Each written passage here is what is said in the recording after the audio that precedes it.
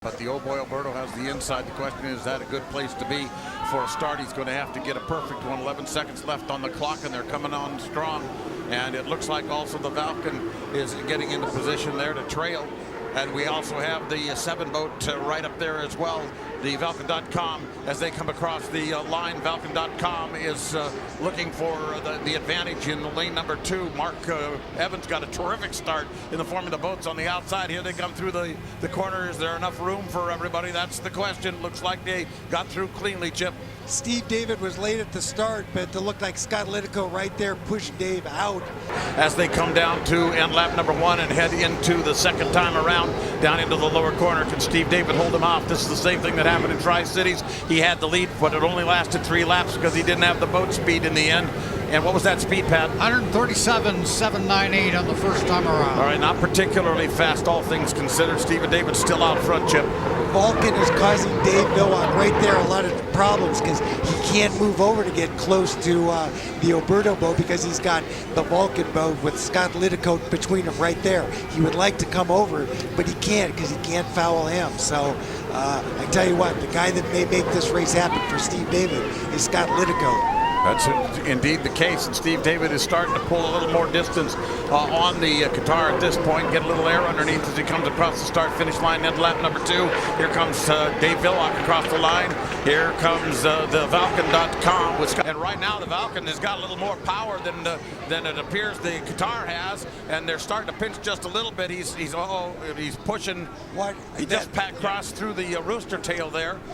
That was a weird move. I think it was legal because he didn't make Dave move out any, but a little bit controversial. Been saying all weekend long the real factor out here might be that Falcon and Scott Litico, and for sure it is. Without a doubt, this victory might not be possible had Scott Litico not done some of the driving he did. We'll see for sure whether or not there's any problem. We've heard of no violation whatsoever from that black number 7. Here's the checkered flag for the old boy Alberto, a three-peat for Steven David. Second across the line is the Valken.com with Scott Litico.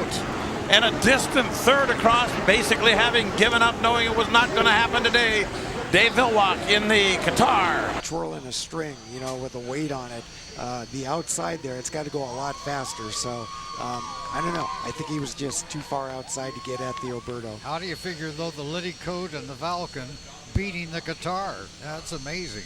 Yeah, you know, I wonder if he's going to have a problem with Scott Litico. I didn't see an infraction, but Scott was very aggressive. He did a great job. And there's Steve David and the crew, Mike Hansen. You know, guys, I want to point out, Chip, that just a few moments ago we saw a picture of Steve David standing on the dock, so concerned, looking out to see how Kaylee Perkins Mallory was after her accident.